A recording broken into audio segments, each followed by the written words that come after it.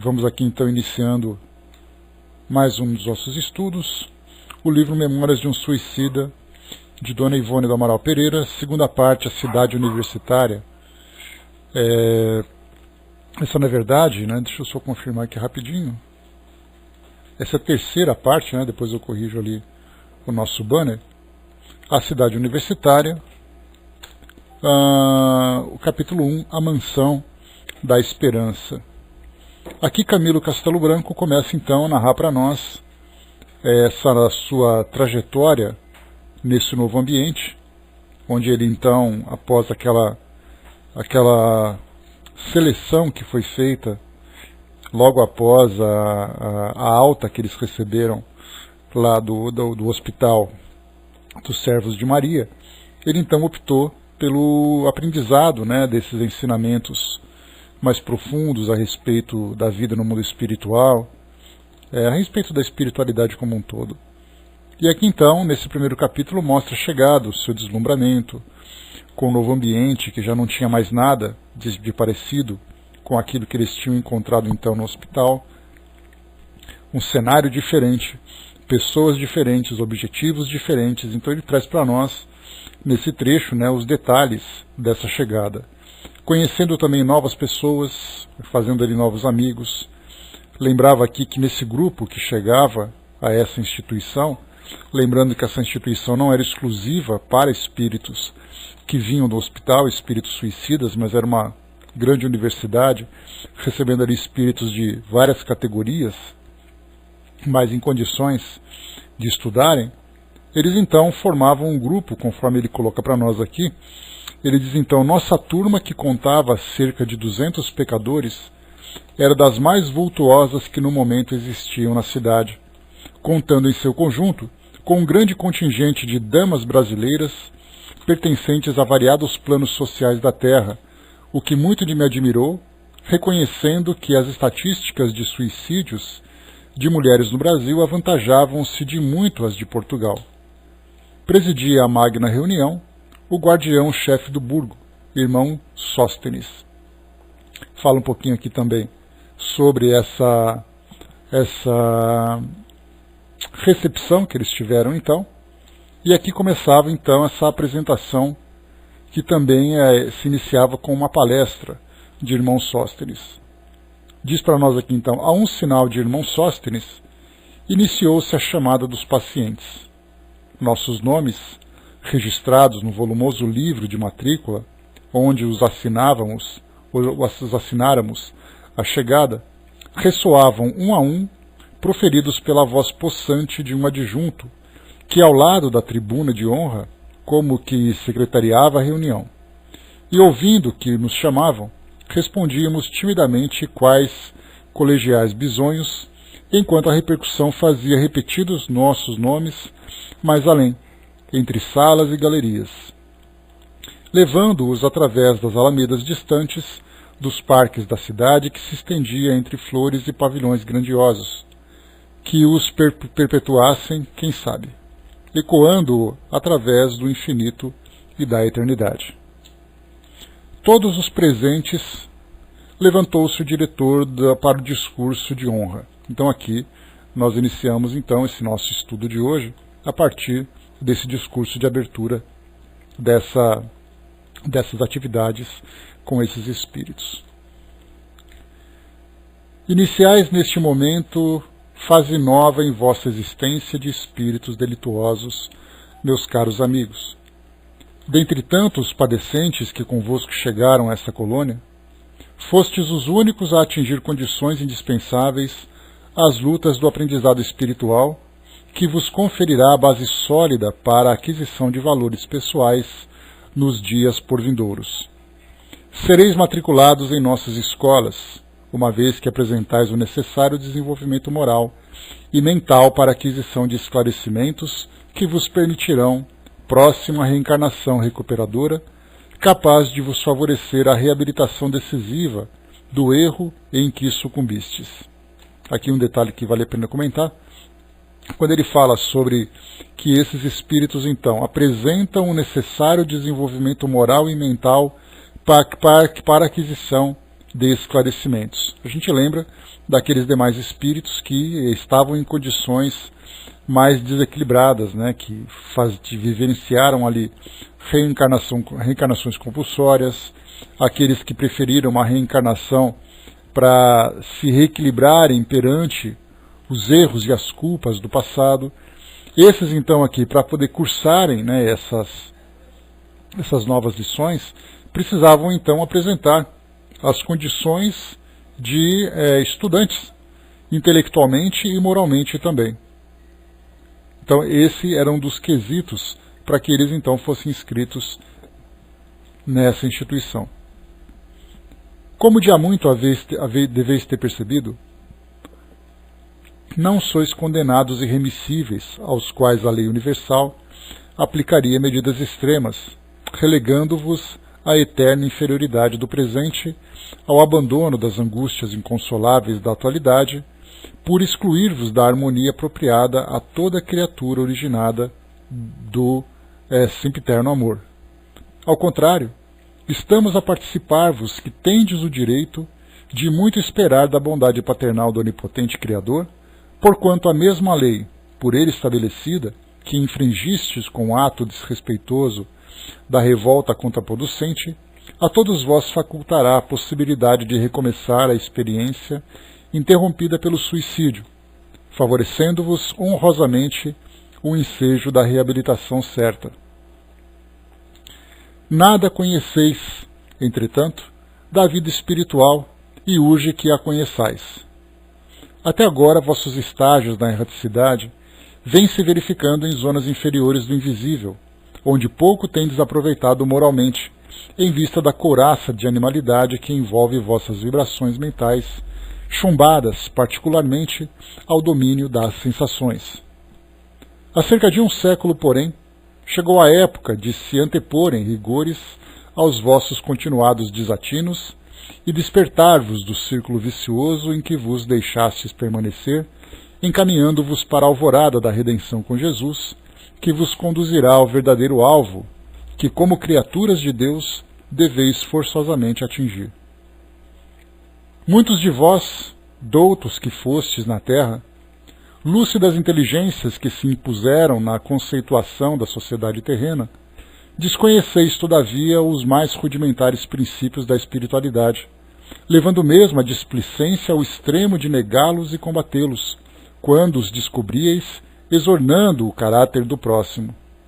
Deveis, por isso mesmo, iniciar conosco um curso de reeducação mental, moral e espiritual, que é o que vos tem faltado, já que as predisposições para tão alto feito acudiram aos apelos desesperados dos sofrimentos por que passais.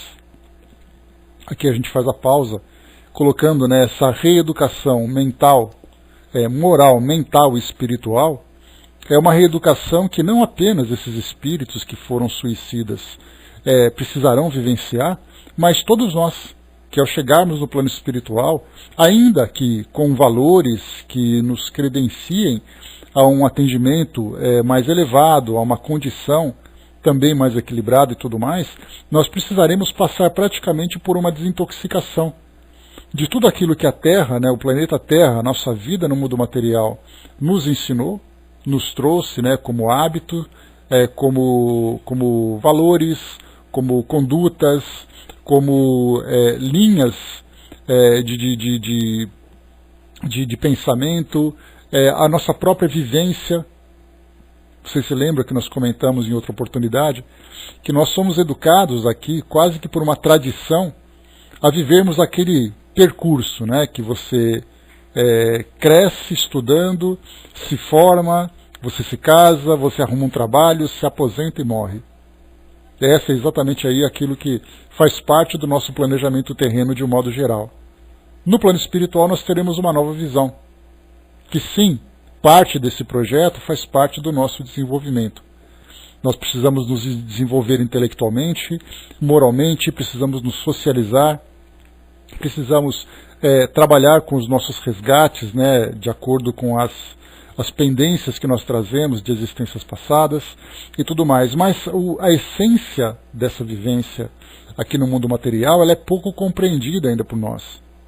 Então, quando se fala sobre essa reeducação moral, mental e espiritual, nós veremos então esse mundo material a partir de uma perspectiva que para nós, né, é completamente desconhecida. Para a grande maioria de nós é completamente desconhecida. Então eles também viverão esse curso de reeducação. E todos nós também viveremos isso.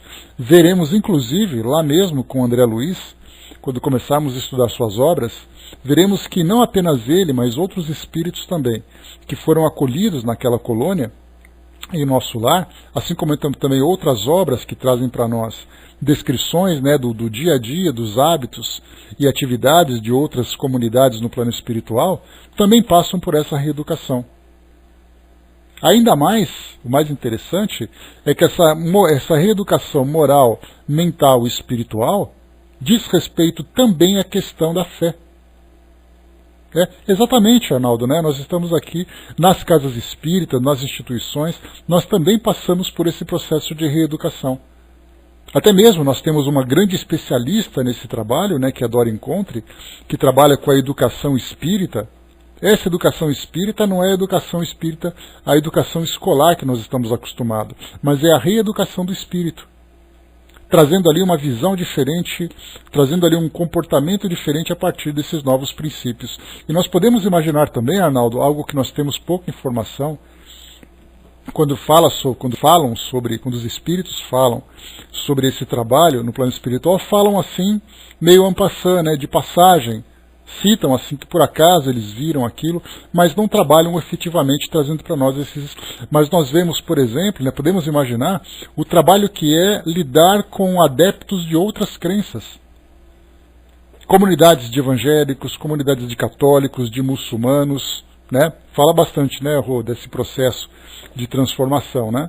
Então nós vemos assim, imaginemos grupos, escolas religiosas acolhendo esses espíritos que chegam no plano espiritual, com uma concepção dogmática a partir da visão que as religiões que eles abraçavam apresentavam, tendo que rever tudo isso, se verem como espíritos reencarnados, se verem como partes de uma comunidade no plano espiritual que vão planejar a continuidade de suas existências no mundo material, verem Deus a partir de outra perspectiva, verem as condições dos espíritos, a ideia de santos, anjos, demônios, céu, inferno, tudo isso sendo revisto também nesses cursos de reeducação.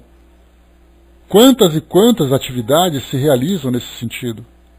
E dá para imaginar como é para nós, como será para nós esse aprendizado, né? Então nós temos ali até mesmo aqueles grupos, dá para a gente imaginar isso, aqueles grupos que acolhem espíritas. Bom dia, Helena. Então os espíritos já estão ali familiarizados com essa linguagem, fica muito mais fácil.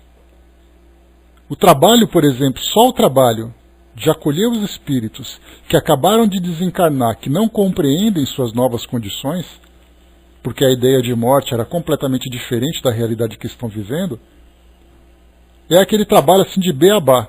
Se aqui nós temos uma cidade universitária, dá para a gente imaginar assim, outros grupos, outras comunidades que trazem ali aqueles ensinamentos mais fundamentais, mais básicos do plano espiritual. Então vai abrindo para nós essa visão, desde esses conhecimentos mais básicos, que é o caso que Camilo, que era um espírito que vivia as tradições católicas, foi um suicida, sofreu ali todas as dificuldades da reentrada no plano espiritual nessa condição. Dá para a gente imaginar aqueles espíritos, que cursos, por exemplo, Chico Xavier estaria fazendo no plano espiritual. Porque certamente tem muita coisa para aprender. O que ele sabe, de acordo com aquilo que ele apresentou para nós aqui da sua vivência no mundo material, dizia respeito à sua condição de espírito encarnado nesse mundo. Agora dá para a gente imaginar aquilo que ele aprenderia sobre os mais altos ensinamentos da espiritualidade. Estando ali na presença, né, daqueles grandes espíritos, daquelas entidades muito mais depuradas, o que será que eles aprendem? O que será, por exemplo, que espíritos como Emmanuel, Joana de Ângeles, Dr. Bezerra de Menezes e dentre outros espíritos estariam aprendendo no plano espiritual? Certamente estão ensinando, mas também estão aprendendo. Nós não vemos isso aqui no mundo material? os nossos professores também fazendo cursos, também se graduando em novos conhecimentos. Lá no plano espiritual, então, nós deduzimos que não é diferente. Quais seriam, então, esses aprendizados? Quais seriam as revelações que eles teriam contato? Certamente para nós seria assim algo para nos deslumbrar, não tenhamos dúvida nenhuma disso. A Rô colocou, né, eles aprendem o que nós ainda não estamos preparados. Eu acho que não apenas preparados para vivenciar, mas nem preparados para compreender, né, Rô? Porque falaria para nós, a gente daria aquela levantadinha na sobrancelha assim, e falar assim, mas é isso mesmo? Será que é isso? Quanta coisa, né, longe da nossa realidade ainda existe por aí. O Arnaldo colocou, né, fico pensando sobre esse assunto. Camilo matriculado em um curso e aqui na Terra a dificuldade de manter as pessoas em cursos na casa espírita. Por aí também, viu, Arnaldo? Lá, então, como a gente viu, nesse próprio grupo do Camilo, havia aqueles, então, né, que se inscreveriam nesses cursos de formação. Há aqueles que optaram por uma reencarnação para quitarem os seus débitos, né, que traziam ali muitas culpas, muitas dificuldades. Significa então que esses espíritos não aprenderiam essas novas lições do plano espiritual e continuariam ainda vivendo essas dores, vivendo esses resgates, para só então no futuro estarem em condições de receberem essas novas instruções. Por isso então foi colocado aqui no início por irmão Sóstenes, quando ele fala que os espíritos precisariam apresentar condições morais, ou seja, mentais, né, que ele colocou para nós, e também intelectuais. Enquanto não alcançarem isso tudo, voltariam então para aquela marcha inicial. Quando a gente pega o livro O Céu e o Inferno, que nós estudamos recentemente, naqueles espíritos que são os suicidas, criminosos arrependidos, espíritos endurecidos, o que aprenderiam ainda esses espíritos? Quais seriam ali as suas lições? Será que eles tinham condições de aprender alguma coisa? A não ser aquilo que a própria vida ensinaria nas experiências práticas do nosso cotidiano? Né, Fátima, bom dia. Rô colocou, né, Emmanuel fala que ainda estamos muito precários em nossas condutas, né, não teríamos capacidade de entender. Né? Então, quer dizer, nós somos matriculados naquela escola, vamos chamar assim, que seriam compatíveis com a nossa condição aqui, a nossa condição evolutiva. E aí ficaria a nossa dúvida, né? Quais seriam as escolas que nos acolheriam? Seriam universidades ou seriam reformatórios? Seriam escolas especiais, né, para espíritos ainda limitados?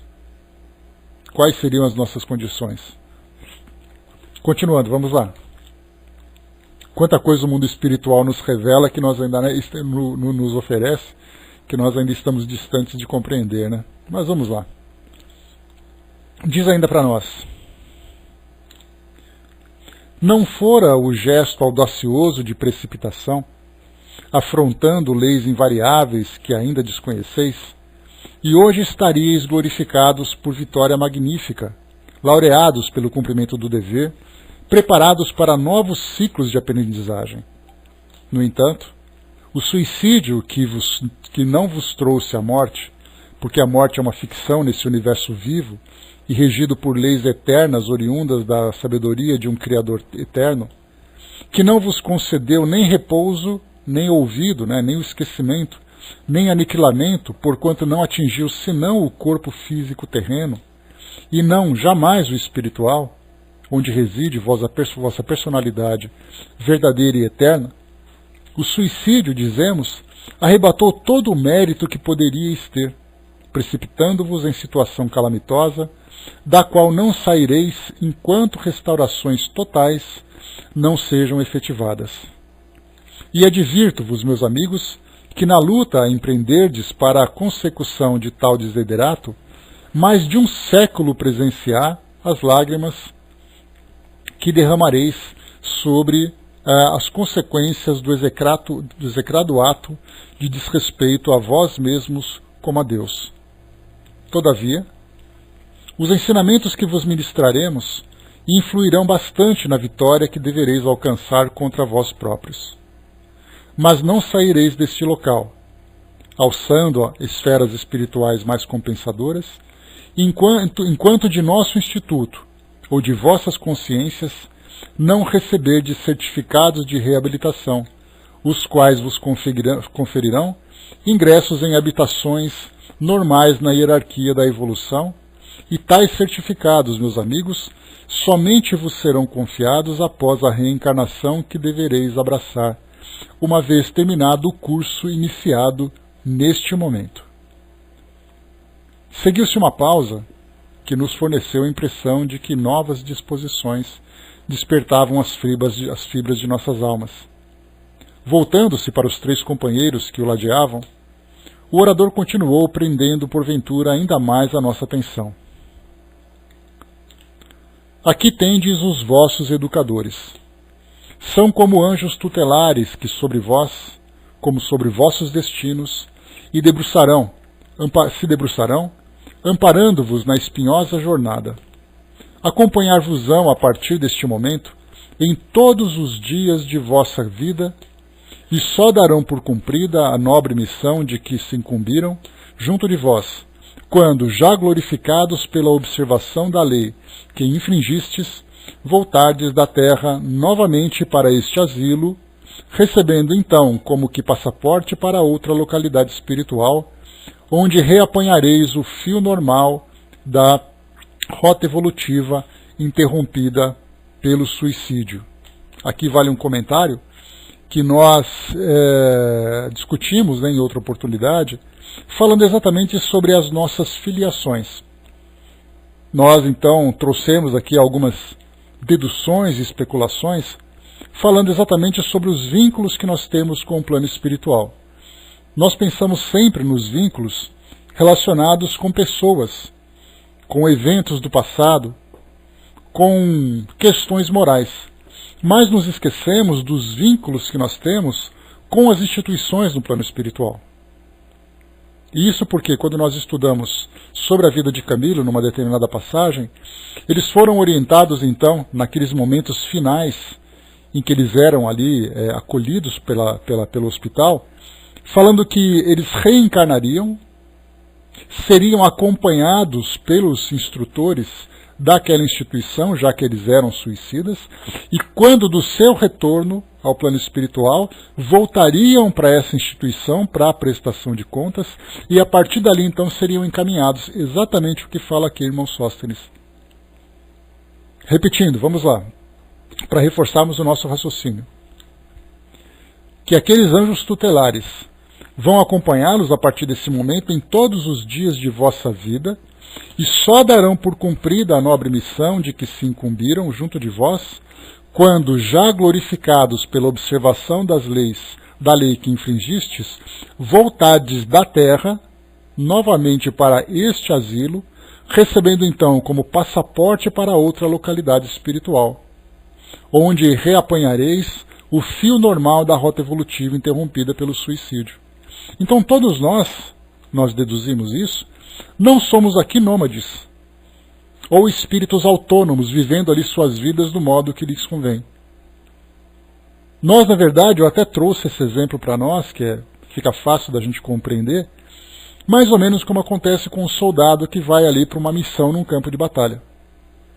Esse soldado, inicialmente, ele foi inscrito numa instituição, foi designado para uma unidade militar, foi treinado para determinada atividade. Depois disso, então, ele foi levado ao local onde ele vai cumprir a sua missão. Terminada a sua missão, ele retorna para aquela unidade original. E ali, então, ele vai apresentar os resultados de sua missão, vai receber o auxílio, o tratamento, vai ali receber o aprimoramento para novas tarefas na unidade onde ele se encontra vinculado. A mesma coisa acontece conosco. Ao desencarnarmos, a grande pergunta fica: para onde nós vamos? Quem nós vamos encontrar? De onde vêm os espíritos que nos orientam? Quem são os nossos mentores? Quem são os nossos anjos guardiães? De onde eles vêm? Se nós somos, por exemplo, espíritos espíritas, estamos vinculados a um grupo no mundo espiritual. Se nós pegamos um espírito que vive, por exemplo, no Japão, onde ele se encontra vinculado? Quando ele desencarnar, para onde ele vai? A ideia inicial nós temos, né, que ele vai para o espaço. Só que nós sabemos que o espaço não é tão vazio como se imagina. O espaço é formado por essas inteligências, por essas comunidades, por essas estruturas, que ainda que sejam negadas por muitos daqueles que estudam a doutrina espírita e não as veem como realidade, nós vemos então nessas descrições que sim, elas estão ali ligadas e existe ali uma administração, uma coordenação com a qual nós estamos então conectados, que de lá nós saímos e para lá voltaremos. Se lá continuaremos é uma outra história. Como foi colocado para nós aqui, bom dia Dudu, como foi colocado então aqui por irmão Sóstenes, ele diz então que atingindo, mais uma vez, olha essa passagem, quando já glorificados pela observação da lei que infringistes. Então, se eles apresentarem condições, eles então voltarão para a linha, para o fio normal da rota evolutiva, como foi colocado aqui. Então, nós estamos encarnados. Nós viemos para cá com uma programação, nós viemos para cá com uma tarefa moral, pessoal, coletiva, familiar, temos ali os nossos compromissos. Se nós, então, ao desencarnarmos, cumprindo essas tarefas, nós desencarnarmos, voltaremos, então, para essa mesma comunidade com a qual nós estamos vinculados, reencontraremos com os espíritos com quem nós estamos comprometidos, sejam eles na condição de instrutores, sejam eles na condição de participantes, né, cúmplices, companheiros de jornada aqui evolutiva, e ali, então, nós seremos encaminhados, se apresentarmos condições, para tarefas mais elevadas. Ou continuaremos, né, retornaremos dali, ficaremos então indo e voltando ali quase muitas vezes como espíritos repetentes. Nós vamos, assumimos um compromisso, reencarnamos. Voltamos, falhando, encontraremos com todos de novo, fazemos uma nova programação. E assim fica nesse círculo vicioso enquanto o espírito não se modificar. Mas ele se modificando, chega lá no plano espiritual, pronto. Aqui você já cumpriu o que tinha que cumprir. Agora você vai ser encaminhado para novas tarefas e vai encontrar então outros locais. É como se o aluno saísse de uma escola e começasse então a cursar a universidade. Ele vai mudar de prédio, vai mudar de endereço, vai mudar de companheiros, vai mudar de professores, de lições. Agora, como foi colocado por Camilo, ele então estava vinculado a uma instituição quando reencarnou, porque ele não se apresenta aqui como espírito reincidente no suicídio. Então ele estava numa instituição, reencarnou. No momento em que ele cometeu o suicídio, ele foi automaticamente encaminhado para aquela instituição que acolheria então os suicidas. E ele começaria então um novo processo de reabilitação.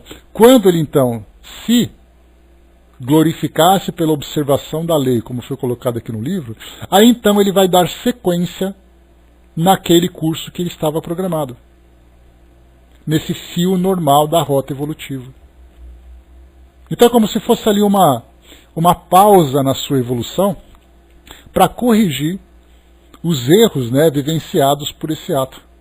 Se ele não tivesse cometido, a estrada seguiria a mesma. Ele poderia ir meio cambaleante, parando de repente no acostamento e tudo mais, mas a rota seguia. Mas no momento em que ele cometeu o suicídio, ele foi retirado dessa estrada, temporariamente, para passar por esse processo de reabilitação, para depois ser inserido nesse caminho que ele então seguia. Olha que raciocínio interessante esse nosso. Para mostrar, né, essa dinâmica do mundo espiritual, como ela é complexa e ao mesmo tempo como ela é perfeita. E nós estamos aqui então. Temos os nossos espíritos aqui ao nosso lado, que estão aqui nos acompanhando, nos instruindo, estamos aqui dentro dessa lição. Quando reencarnarmos, para onde será que nós vamos? Exatamente para a instituição com a qual nós temos vínculo. E ali então passaremos por aquele processo de avaliação da nossa encarnação atual. Faremos uma revisão, revisaremos, né, o nosso plano evolutivo. Veremos quais serão os próximos passos no futuro, tudo vinculado com essa comunidade. Como se dá essa distribuição? Não sabemos. E até também tem uma instrução interessante que fala sobre um espírito, né, que trouxe para nós algumas instruções que são bastante curiosas, Perguntaram para ele então, né, escuta, é o espírito Alfredo, não sei se vocês se lembram, o Alamar Regis trouxe para nós uma psicografia, ele então se manifestava no centro espírita onde ele participava, do qual ele era trabalhador, então lá mesmo ele se manifestava, e então naquele bate-papo informal com os médiuns ali da casa, né, com os participantes daquela reunião, iam fazendo perguntas e ele ia respondendo, e perguntaram para ele, você conhece o nosso lar? Ele falou, não conheço. É claro, com aquele espanto geral, todo mundo, mas como assim você não conhece o nosso lar? Todo mundo conhece o nosso lar. Não é que todo mundo conhece. Todo mundo já ouviu falar em nosso lar pelas publicações das obras de André Luiz, porque lá ele estava vinculado. E aí ele falava assim, eu estou vinculado com a colônia espiritual onde eu moro. Assim como você conhece São Paulo, conheço São Paulo. E Tóquio você conhece? Não. Como não conhece Tóquio? Não conheço, eu nunca fui para lá. Pois é, nosso lar é a mesma coisa. É mais uma cidade. Ela não é maior nem menor que outras. É apenas uma instituição que ficou famosa por causa das publicações. Agora nós temos várias outras comunidades que muitas vezes são desconhecidas. Simplesmente porque ninguém veio falar sobre elas. Ninguém veio contar como é lá. Assim como nós temos várias outras tantas cidades no mundo. Alguém sabe, por exemplo, qual é a capital do Nepal? E o Nepal tem uma capital. Alguém sabe qual é a capital do Sudão? O Sudão tem uma capital. O fato de nós não conhecermos não significa que elas não existam. Então nós temos aqui no Brasil diversas comunidades, cada país aí tem o seu conjunto de comunidades também. Cada espírito vinculado de acordo com sua tendência, com sua natureza, com seu grau de evolução. Então no mundo espiritual nós vamos formando grupos. E esses grupos então, Katmandu é fácil de lembrar, Zé. Agora a gente começa a colocar aqui várias e várias outras comunidades, e aí? Capitais, como é que fica? Nós não temos aquelas comunidades, como Patrícia, por exemplo, lembra? Uma comunidade de espíritos que são artistas? E quando nós falamos em religiosos, em políticos, porque é importante, cientistas, comunidades de cientistas, como seria essa organização no mundo espiritual? O espírito que traz uma tarefa de ser aqui o missionário da ciência.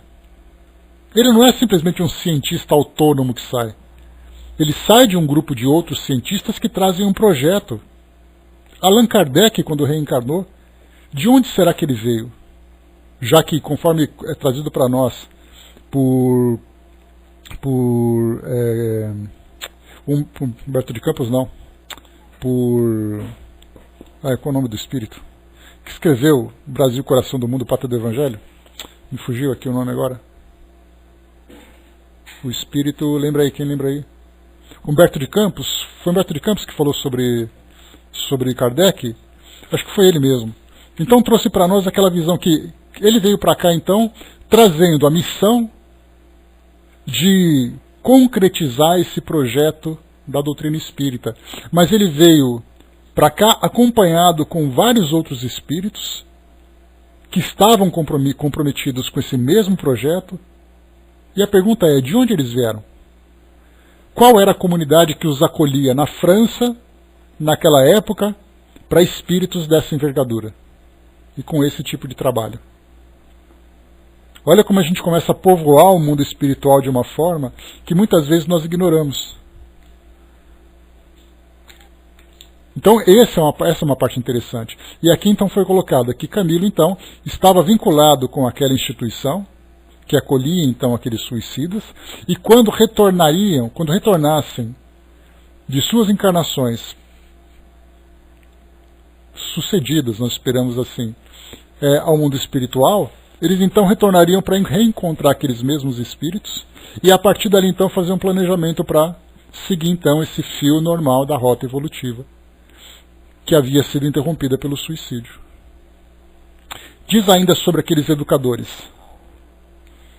as credenciais dos mestres a quem neste momento sois entregue em nome do pastor celeste, estende-se em virtudes e méritos a um passado remoto, muitas vezes comprovado nos testemunhos santificantes. Então olha só, esses mestres, esses professores, têm ali então virtudes e méritos comprovados por testemunhos santificantes. Não é isso que nós vemos quando estudamos o Evangelho segundo o Espiritismo e vamos naqueles capítulos, lá no final do capítulo que nós temos ali instruções dos Espíritos, e aí então vem as mensagens daqueles Espíritos que assinam com aqueles nomes nobres que estiveram aqui. E nós tivemos oportunidade de estudar sobre isso. Nós pegávamos então ali uma psicografia, tem ali a assinatura do Espírito. Fenelon, Emmanuel, Santo Agostinho, e outros tantos e tantos nomes. E aí então nós estudamos a biografia deles, o que vinha para nós como resultado? Eram espíritos nobres, espíritos vinculados a filosofias, a atividades que eram importantes aqui para o nosso mundo, que tinham credenciais, não apenas com aquela ideia teórica que nós temos hoje, saber falar bonito. Não, eram espíritos que viveram bonito. Arago, nós tínhamos ali o Vianney, tínhamos ali também São Luís, enfim, tantos e tantos nomes. Esses espíritos, então, esses mestres, viveram essas virtudes e méritos com testemunhos santificantes. E aí nós podemos imaginar que testemunhos santificantes seriam esses. Usando a ideia de santo, para classificarmos os espíritos evoluídos, como são então, como foram as vidas dos santos aqui, no mundo material? Renúncias, sacrifícios, viveram injustiças, sofreram em nome desse amor que divulgavam. Com a apresentação aqui deles agora, vamos lá. À minha direita, eis Epaminondas de Vigo, o qual, em escala ascensional brilhante, vem desde o antigo Egito até os sombrios dias da Idade Média, na Espanha, servindo a verdade e exalçando o nome de Deus, sem que seus triunfos se arrefecessem nos planos da espiritualidade até o momento presente. Nos tempos apostólicos, onde, como discípulo de Simão Pedro, glorificou o Mestre Divino, teve a honra suprema de sofrer o martírio e a morte no circo do de Domício Nero. Na Espanha, sob o império das trevas que circundavam as leis impostas pelo chamado Santo Ofício, brilhou como estrela salvadora, mostrando roteiros sublimes aos desgraçados e perseguidos, como a muitos corações ansiosos pelo ideal divino, empunhando fachos de ciências sublimadas no amor e no respeito aos evangelhos do Cordeiro Imaculado, ciências que fora buscar desde muito em peregrinações devotadas aos arcanos sagrados da velha Índia, sábia e protetora da terra, na terra, de verdades imortais. Mas, justamente porque brilhara no meio de trevas, sacrificaram-no novamente, não mais atirando seu velho corpo carnal às feras esfaimadas, mas queimando-o em fogueira pública, onde ainda uma vez provou ele seu imarcível devotamento ao Senhor Jesus de Nazaré. À esquerda tendes Souria Omar, antigo mestre de iniciação em Alexandria, filósofo da Grécia, logo após o advento de Sócrates, quando fulgores imortais começavam a se acender para o povo, até então arredado dos conhecimentos sublimes, mantidos que eram esses em segredos e apenas para conhecimento e uso de sábios e doutos. Como eminente precursor do grande mestre, ensinou a doutrina secreta a discípulos levantados das mais modestas classes sociais aos deserdados e infelizes, e à sombra benfazeja dos cavaleiros frondosos ou sob a amenidade poética dos plátanos, fazia-os sorver ensinos cheios de divina magnificência, transportando-os de felicidade na elevação dos pensamentos para o Deus sempiterno, Criador de todas as coisas, aquele Deus desconhecido cuja imagem não constava na constelação dos altares de pedra da antiga Hélade. Mais tarde, ei-lo reencarnado na própria Judéia, atraído pela figura incomparável do Mestre dos Mestres, desdobrando-se em atitudes humildes, obscuras, mas generosas e sadias, por seguir as pegadas luminosas do celeste pegureiro. Entrado já em idade avançada, conheceu as férreas perseguições de Jerusalém, logo após o apedrejamento de Estevão. Estoico, fortalecido por uma fé inquebrantável, sofreu longo martírio no fundo sinistro de antigo calabouço. Torturado com a cegueira, uma vez considerado varão de muitas letras, e portanto perigoso, nocivo aos interesses farisaicos, martirizado com espancamentos, mutilações dolorosas, até sucumbir ignorado da sociedade, irreconhecível pela própria família, mas glorificado pelo Mestre Excélsio, por amor de quem tudo suportou com humildade, amor e reconhecimento. Souria Omar, como Epaminondas, teve a mente voltada, desde muitos séculos, para as altas expressões da espiritualidade, a alma fervorosamente batizada na pira sagrada da ciência divina e do amor de Deus. Hoje se encontra operando nas regiões de angústia em que nos encontramos todos, martirizado a ponto de ser por vós reconhecido como em sua derradeira estrutura corporal. Não será porque lhe escasseiem luzes e merecimentos para alçar locais outros, em harmonia com seus méritos, mas porque fiéis, ambos, a princípios da iniciação cristã, se observam acima de quaisquer outras normas. Preferem estender atenções e amor aos mais desgraçados e desprovidos de ânimo, devotando-se a caminhá-los à redenção, inspirados no exemplo do príncipe celeste, que abandonou seu reino de glórias para dar-se em sacrifícios continuados ao bem das ovelhas da terra. Aqui, a gente já viu o que é exatamente esse exemplo santificado que esses espíritos deram aqui no nosso mundo, tendo ali uma proporção inversa. Quanto mais iluminados os espíritos são, mais sacrificados eles são aqui no nosso mundo de ignorância e ainda de tantas perturbações. E hoje, como foi colocado para nós, em condições de se estabelecerem em locais, em planos elevados no mundo espiritual, eles então se dedicam à instrução desses pobres sofredores suicidas aqui que nós estamos estudando. E Aníbal, meus caros filhos, este jovem que conheceu pessoalmente a Jesus de Nazaré, durante suas pregações inesquecíveis através da sofredora Judéia, Aníbal de Silas, um daqueles meninos presentes no grupo que Jesus acariciou quando exclamou, demonstrando a inconfundível ternura que mais uma vez expandia entre as ovelhas ainda vacilantes: deixai vir a mim as criancinhas, que delas é o reino dos céus. É uma descrição comovente, né? Bom dia, Deise. Porque nós vemos aqui, então, nessa passagem, uma dessas crianças, então, se transformando num desses espíritos instrutores.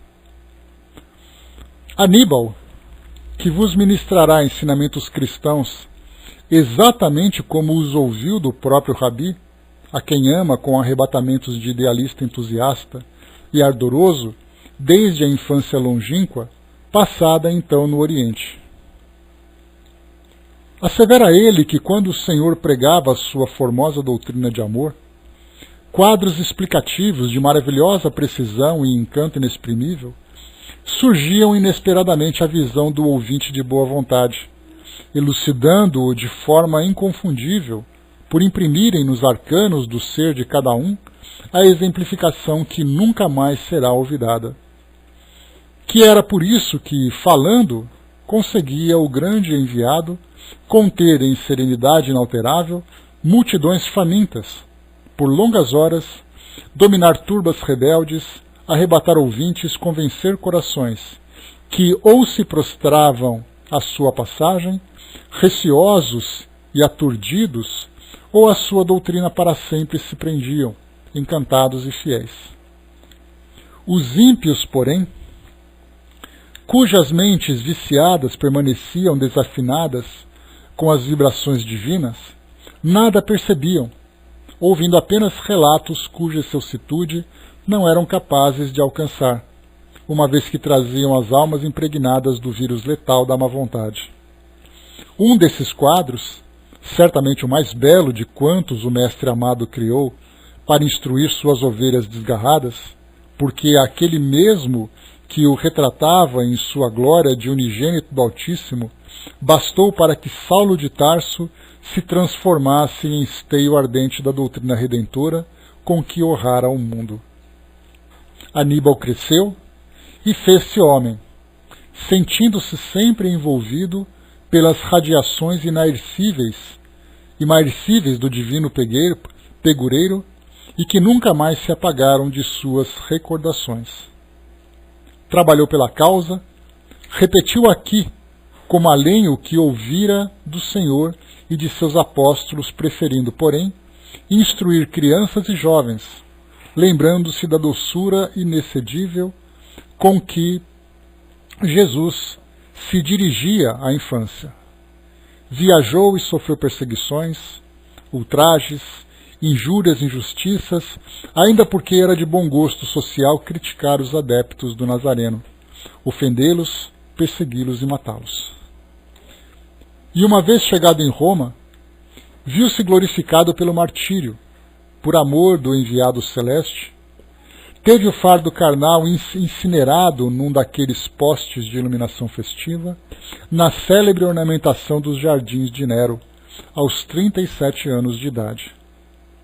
Mas entre a tortura do fogo resinoso, porventura ainda mais atroz, e o esperanto por se ver colhido nas redes do sublime testemunho, ele que se considerava humilde, incapaz de merecer tão elevada honra, reviu novamente as margens do Tiberíades, o lago famoso de Genezaré, as aldeias simples e pitorescas da Galileia, e Jesus pregando docemente a boa nova celestial com aqueles arrebatadores quadros que, na hora suprema, se mostravam ainda mais belos e fascinantes à sua alma de adepto humilde e fervoroso, enquanto sua voz dulçurosa repetia como o ósculo de extrema unção que lhe abençoasse a alma, fadando-a à glória da imortalidade.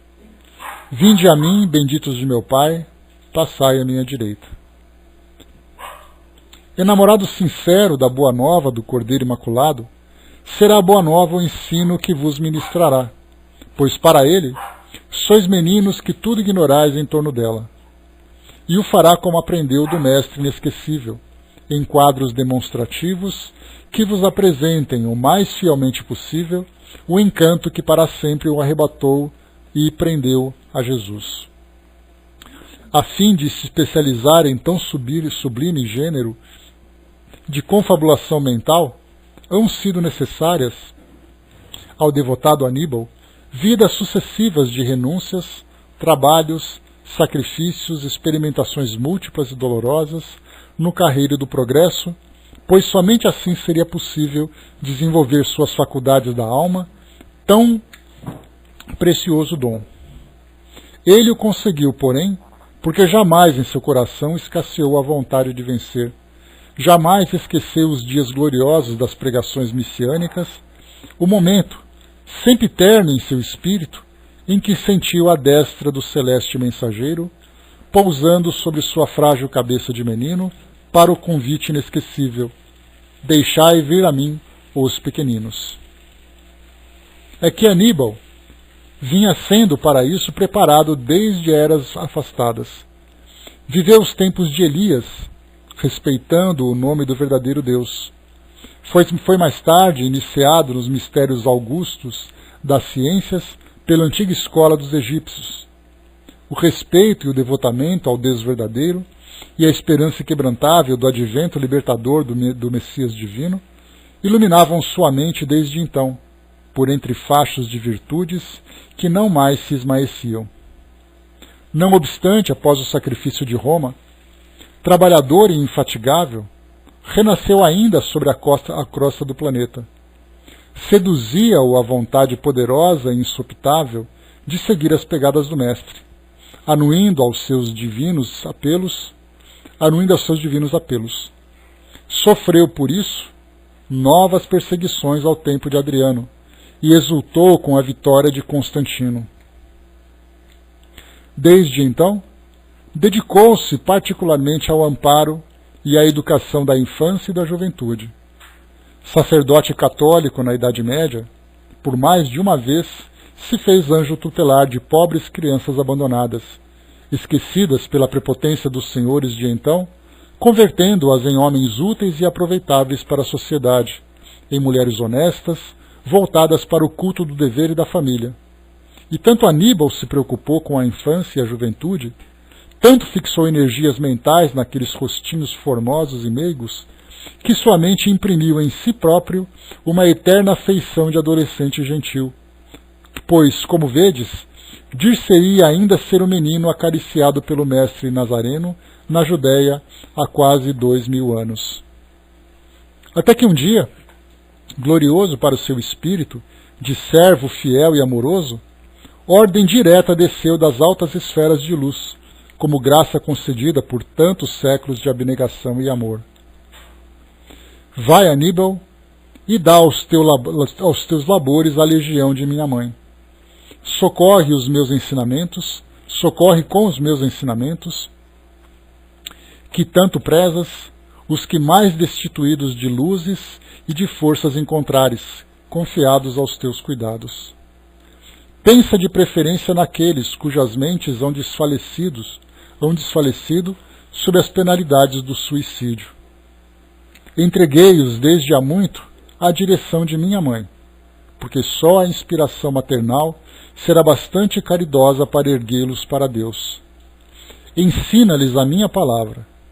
Desperta-os, recordando-lhes os exemplos que deixei. Através de minhas lições, ensina-os a amar, a servir, a dominar as paixões, opondo sobre elas as forças do conhecimento, a encontrar as estradas da redenção no cumprimento do dever, que para os homens tracei a sofrer com impaciência, a sofrer com paciência, porque o sofrimento é prenúncio de glória, alavanca poderosa do progresso. Abre-lhes o livro das tuas recordações.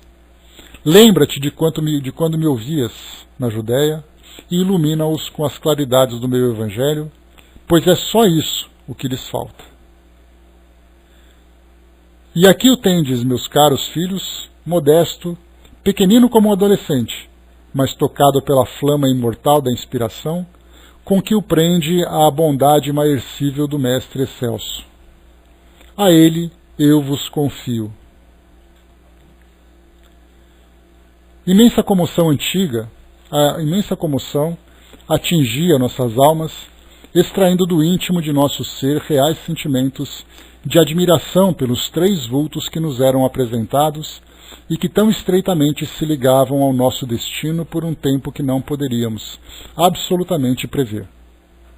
Também a inconfundível figura do Nazareno nos fora singularmente apresentada. A verdade era que até então ele nos aparecia às cogitações mais como sublimidade ideal, incompreensível à mente humana, do que personalidade real, capaz de se tornar compreendida e imitada pelas demais criaturas. Nossos três mestres, porém, haviam sido contemporâneos dele, conheceram-no, ouviram-no falar. Falaram mesmo com ele, porquanto era de notar que esse divino mestre jamais negou a falar a quem o procurasse. Um daqueles mesmos mestres sentira a branda carícia de sua mão afagar-lhe a cabeça. Jesus Cristo, assim conhecido, assim visto, assim amado, atraía nossas atenções. Muitos internos presentes haviam baixado a fronte. Outros se abandonavam às lágrimas silenciosas, discretas, que desciam como orvalhando suas almas num grato e fervoroso batismo. O silêncio continuou por alguns instantes, e após o que Sóstenes continuou, o orientador e zeloso. Bom dia, pessoal que chegou. como jamais será aconselhável a perda de tempo, porquanto alguns minutos desperdiçados no labor abençoado do progresso poderão carrear para o futuro dissabores dificultosamente reparáveis. Iniciaremos hoje mesmo medidas favoráveis a vós outros. Sereis novamente divididos em grupamentos homogêneos de 10 individualidades, continuando separadas como no hospital, as damas dos cavaleiros. Somente no decorrer das aulas, ou em dias fixados para reuniões recreativas, poderei avistar-vos e trocar ideias. Isso acontecerá porque trazeis ainda arrastamentos penosos da matéria, inquietações mentais perturbadoras que convém educar. Vossos pensamentos deverão habituar-se à disciplina higiênica, encaminhando-se o mais rapidamente possível para as boas expressões do espírito, para cogitações cujo alvo estará na ideia de Deus. Fareis conosco o exercício mental de elevação do ser para o infinito. Mas para tanto conseguirdes, será indispensável que vos desobrigueis de preocupações subalternas. A ideia de sexo é um dos mais incomodativos entraves às conquistas mentais. As inclinações sexuais oprimem a vontade, turbam as energias da alma, entorpecem-lhe as faculdades, arrastando-a a vibrações pesadas e inferiores que retardam a ação do vero estado de espiritualidade. Por isso será prudente, enquanto não progredis bastante, o isolamento, bom conselheiro que vos levará ao esquecimento de que fostes homens e mulheres ainda ontem, lembrando-vos em seguida de que agora vós vos deveis buscar de preferência com o amor espiritual, com o sentimento fraterno e imercível, inclinação divina apropriada para os arrebatamentos do espírito. Aqui, a gente tinha falado sobre isso, lá mesmo no hospital, do porquê da separação desses grupos, uma ala masculina, uma ala feminina, por causa dessas tendências de que todos ainda traziam naquela época, e que todos nós, de modo geral, ainda trazemos. Mas naquela fase em que eles se encontravam ainda em mais desequilíbrio, as tendências à sexualidade desequilibrada, as ideias, as condutas, as tendências de modo geral, fariam com que eles se prendessem cada vez mais às causas de seus sofrimentos. Então havia essa separação. Aqui então, nessa universidade, tinha então a mesma regra. E continua. Não obstante, entidades já educadas nas reais afinidades da alma e que animaram na Terra corpos femininos, são indicadas para acompanhar-vos em missão educativa, como familiar. Escolhidas em o nosso corpo de vigilantes, serão como preceptoras que vos auxiliarão na verdadeira adaptação ao ambiente espiritual, que em verdade desconheceis, visto que vossos estágios no além têm se verificado até agora apenas entre as camadas inferiores do invisível, o que não é a mesma coisa. Ouvirão elas as vossas confidências, consolar-vos-ão com os seus conselhos e experiências, quando as fadigas ou as possíveis saudades vos ameaçarem o ânimo. Atenderão vossos pedidos, transmitindo-os à diretoria dessa mansão. E assim agindo, manterão ao redor dos vossos corações os doces e sacrossantos sentimentos da família, impedindo que os ouvideis por uma longa separação, pois não podereis prescindir dos sentimentos da família, tal como na terra são eles experimentados, porque ainda muitas vezes reencarnareis nos seus cenários, reconstituindo lares que nem sempre soubestes prezar, testemunhando ensinamentos que haveis de aprender no plano espiritual, com vossos mestres, prepostos de Jesus. Junto de vós, aqui desempenharão elas como que o papel da solicitude materna no interesse e da dedicação fraternais.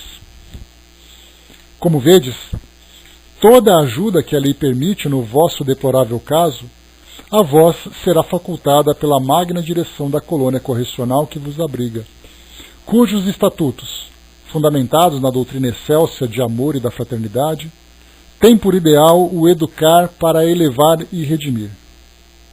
Avante, pois, caros amigos e irmãos, encorajados e decididos para a batalha que vos concederá a libertação das graves consequências que criastes em hora de infeliz e temerária inspiração.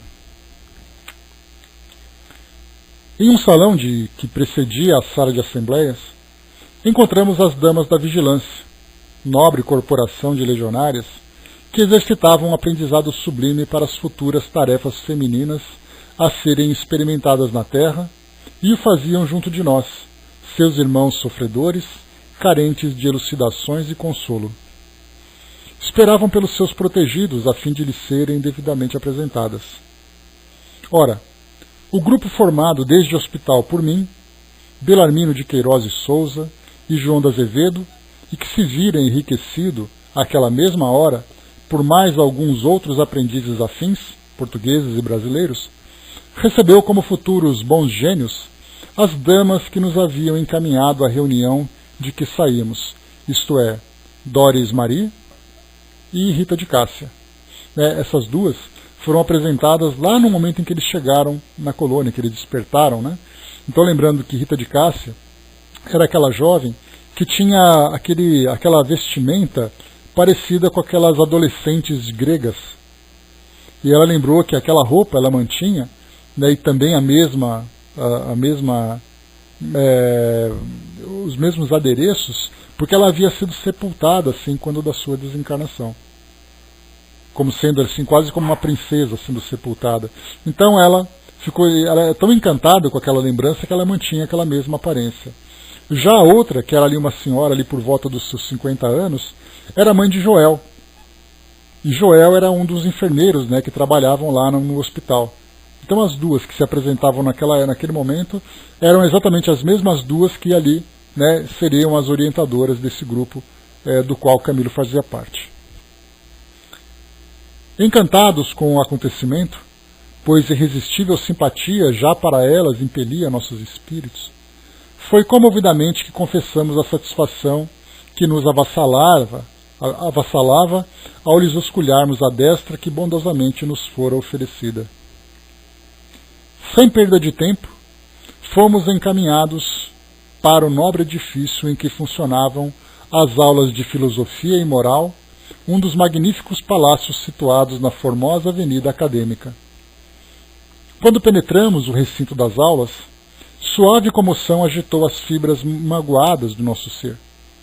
Era um salão imenso, disposto em semicírculo, cujas cômodas arquibancadas acompanhavam um traçado idêntico, enquanto ao fundo uma placa luminosa de avantajadas dimensões despertava a atenção do visitante, e ao centro, junto a ela, a cátedra do expositor, lente do transcendente curso que iniciaríamos.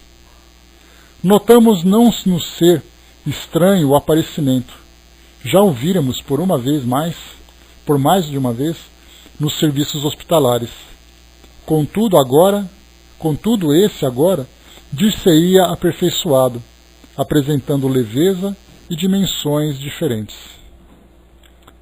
Suaves tonalidades branco-azuladas projetavam no ambiente em que penetrávamos pela primeira vez o encanto sugestivo dos santuários.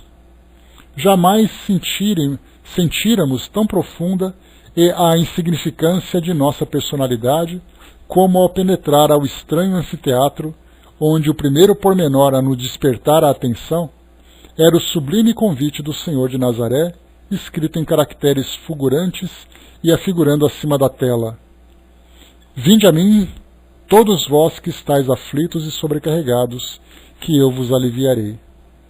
Tomai sobre vós o meu jugo, e aprendei comigo, que sou brando e humilde de coração, e achareis repouso para vossas almas, pois o meu jugo é suave e leve o meu fardo. Então essa era uma inscrição que se encontrava nesse onde eles se apresentavam. Eis, porém, que o tilintar macio de uma campainha despertou nossa atenção. O mestre apareceu. Era o jovem Aníbal de Silas, a que fôramos apresentado havia poucos minutos. Havia seguido de 2 adjuntos, Pedro e Salúcio, 2 adolescentes como ele, delicados e atraentes que imediatamente iniciaram preparativos para o magno desempenho.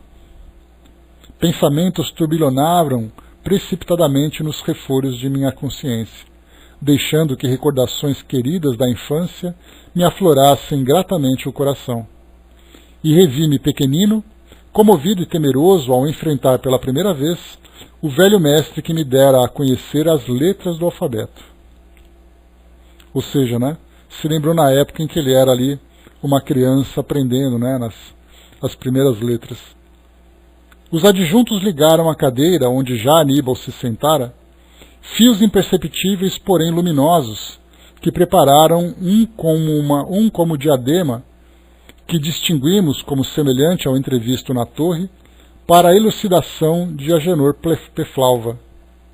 Ou seja, era aquele diadema, aquela coroa, vamos dizer assim, que captavam as imagens mentais daqueles espíritos. No caso de Agenor, que era aquele líder de uma facção obsessora e também suicida, que se encontrava lá na torre de vigia, restrito naquele processo de reabilitação, foi colocado então essa diadema, essa faixa na cabeça, para que captasse seus pensamentos e o constrangesse a ver exatamente a realidade que ele tentava esconder. Aqui nós encontramos então Aníbal, que usaria também esse mesmo equipamento para projetar da sua mente as experiências que ele tinha vivido com Jesus. O silêncio era religioso. Percebia-se grande homogeneidade na assembleia, pois a harmonia se impunha, criando bem-estar indefinível a todos nós.